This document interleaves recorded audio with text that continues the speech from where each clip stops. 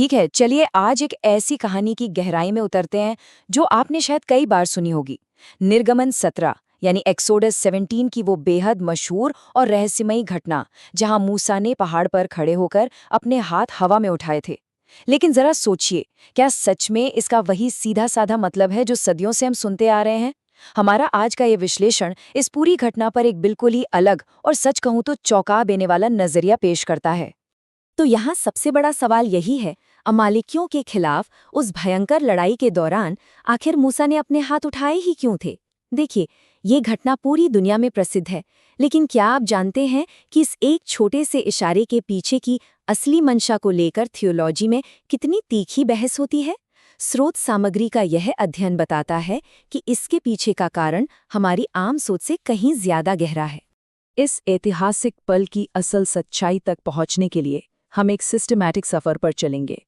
सबसे पहले अमालेक के खिलाफ लड़ाई का बैकग्राउंड देखेंगे, फिर हाथ उठाने के रहस्य को समझेंगे, बाइबल में इस इशारे के 7 अलग-अलग अर्थ जानेंगे, विपत्तियों का इतिहास देखेंगे, आशीष बनाम न्याय की चर्चा करेंगे और आखिर में पहुंचेंगे अपने फाइनल वर्डिक्ट यानी अंतिम फैसले पर। चलिए शुरू करते हैं। पहला हिस्सा, अमालेक के खिलाफ लड़ाई और रपीदीम में हुआ वो अचानक हमला। सोर्स यहाँ पूरा सीन सेट करता है। जरा कल्पना कीजिए, इजरायली लोग मिस्र से निकलकर रेगिस्तान का एक लंबा थका देने वाला सफर तय कर रहे हैं। वे प्यासे हैं, निढाल हैं और तभी बिल्कुल अचानक अमालेकी उन पर पीछे से धावा बोल देते हैं। और ये स्लाइड बहुत ही शानदार तरीके से दिखाती है कि उस वक्त असल में क्या-क्या हुआ था, एकदम स्टेप बाय स्टेप। सबसे पहले अमालेकियों ने उन प्यासे और थके हुए इजरायलियों पर हमला किया। इसके जवाब में यहोशू ने फ्रंट लाइन पर लड़ाई की कमान संभाली। उधर मूसा परमेश्वर की वो चमत्कारी लाठी लेकर पहाड़ी की चोटी पर चढ़ गया और अंततः जब मूसा के हाथ थकने लगे, और सच मानिए पूरे दिन हाथ हवा में रखना किसी के लिए भी नामुमकिन है, तब हारून और हूर ने आकर उसके हाथों को ऊपर थामे रखा।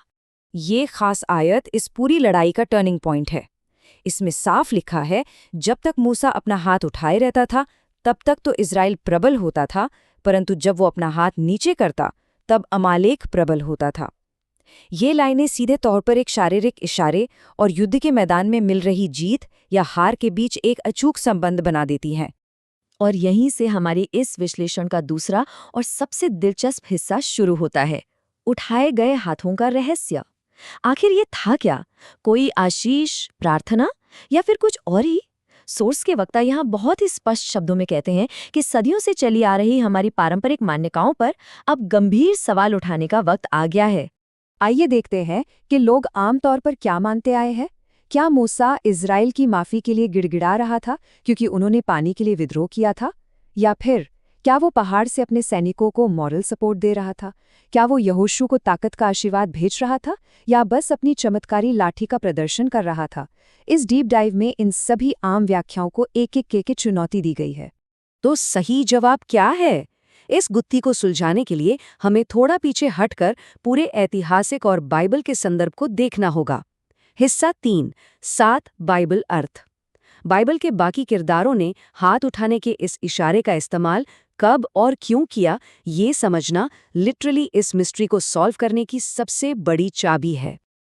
अब ये स्लाइड वाकई बहुत मजेदार है क्योंकि ये दिखाती है कि सोर्स की इन्वेस्टिगेशन कितनी गहरी है। ध्यान दीजिए, पुराने और नए नियम में हाथ उठाने के 7 अलग-अलग अर्थ बताए गए हैं। अब्राहम की तरह शपथ लेना, दाऊद की तरह प्रार्थना करना, दया मांगना, हारून या यीशु की तरह आशीष देना, संकट में भविष्यवाणी करना, एजरा की तरह पूर्ण सहमति यानी आमीन कहना और परमेश्वर की स्तुति करना। राइट?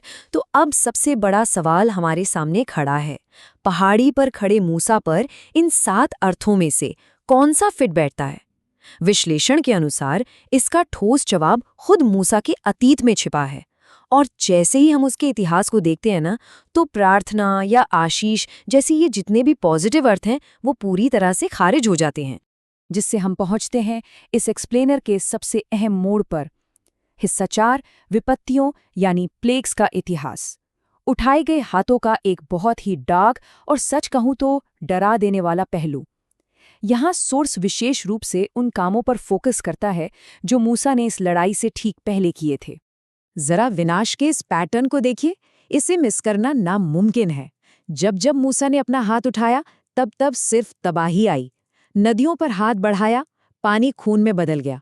आसमान की तरफ हाथ बढ़ाया, भारी ओले गिरे और फसलें तबाह हो गईं।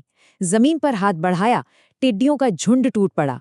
स्वर्ग की तरफ हाथ बढ़ाया, 3 दिन का घना अंधेरा छा गया। और आखिर में जब समुद्र पर हाथ बढ़ाया तो पानी ने मिस्र की पूरी सेना को जिंदा निगल लिया। सोर्स का मुख्य तर्क बिल्कुल यही है। एक्सोडस यानी निर्गमन के पूरे ऐतिहासिक संदर्भ में मूसा का उठाया हुआ हाथ लगातार बिना किसी अपवाद के आने वाले ईश्वरीय विनाश का ही एक सिग्नल था।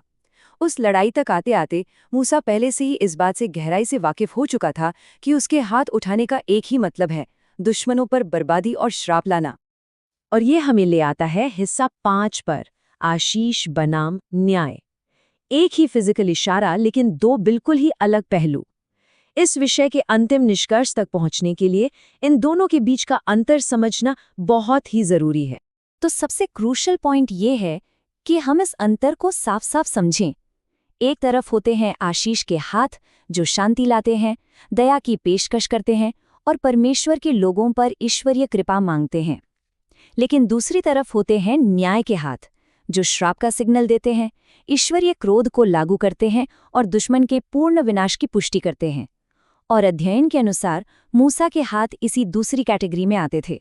इसे साबित करने के लिए आगे के धर्मग्रंथों का हवाला दिया गया है। 1 शमूएल 15:3 के इस सख्त आदेश पर गौर करें। यहाँ परमेश्वर आदेश देता है कि अमालेकियों को पूरी तरह से नष्ट कर दो, किसी को मत बख्शो, आदमी, औरत, बच्चे, जानवर, सब कुछ खत्म कर दो। ये टेक्स्ट तटस्थ रूप से अमालेकियों के प्रति परमेश्वर के उस अडिग और स्पष्ट क्रोध को दर्शाता है जिसमें रहम की कोई गुंजाइश नहीं थी। लेकिन आखिर उनके साथ इतनी सख्ती क्यों? ऐतिहासिक सबूत इसका बहुत ही साफ कारण बताते हैं। उन्होंने पीछे से कमजोर और थके हुए इजरायलियों पर कायराना हमला किया था। जब इजरायलियों के पास पानी तक नहीं था, तब उन्होंने अत्यधिक क्रूरता दिखाई। इस एक हरकत ने सीधे परमेश्वर के साथ एक ऐसी जंग छेड़ दी जो पीढ़ियों तक चलनी थी। ये दुश्मनी इतनी गहरी थी कि बाद में राजा शाऊल ने जब उन पर थोड़ी सी भी दया दिखाई तो उन्हें इसके लिए अपना सिंहासन तक खोना पड़ गया। चलिए आगे बढ़ते हैं और देखते हैं कि ये सारी कड़ियां जुड़कर आखिर क्या तस्वीर बनाती हैं। हिस्सा 6, द फाइनल वर्डिक्ट यानी अंतिम फैसला, बर्बादी के साथ पूर्ण सहमति। अब हम इस कोर मिस्ट्री के उस निश्चित और ठोस उत्तर तक पहुंच गए हैं। और यहाँ आता है इस पूरे विश्लेषण का क्लाइमैक्स। बिल्कुल साफ और सीधे शब्दों में सोर्स ये निष्कर्ष निकालता है, मूसा पहाड़ी पर इज़राइल के लिए प्रार्थना या दुआ नहीं कर रहा था। वो दरअसल अमालेकियों को पूरी तरह से मिटा देने के परमेश्वर के सख्त फरमान के साथ अपनी पूर्ण सहमति या एब्सोल्यूट अग्रीमेंट जता रहा था। उसके उठाए गए हाथ कोई मॉरल सपोर्ट नहीं थे, बल्कि संपूर्ण विनाश की गवाही थे। इसीलिए लड़ाई के बाद मूसा ने जो वेदी बनाई उसका नाम उसने रखा यहोवा निस्सी, जिसका अर्थ है प्रभु मेरी ध्वजा है। ये सिर्फ उस एक दिन की जीत का जश्न मनाने के लिए नहीं था, ये अमालेक के खिलाफ युद्ध की एक पीढ़ीगत प्रतिज्ञा थी। ये इशारा था एक लगातार चलने वाले अडिग ईश्वरीय न्याय को स्थापित करने का। इस गहन विश्लेषण के अंत में एक बहुत ही बड़ा और सोचने पर मजबूर कर देने वाला सवाल सामने आता है। क्या एक ही ऐतिहासिक इशारा एक ही वक्त में एक समूह के लिए ईश्वरीय उद्धार और मुक्ति का प्रतीक हो सकता है, जबकि ठीक उसी वक्त वही इशारा दूसरे समूह के लिए एक निर्दयी और पूर्ण विनाश का कारण बन जाए? ऐतिहासिक घटनाएं अक्सर सतह से कहीं ज्यादा जटिल होती हैं, है ना? इसके बारे में सोचिएगा जरूर।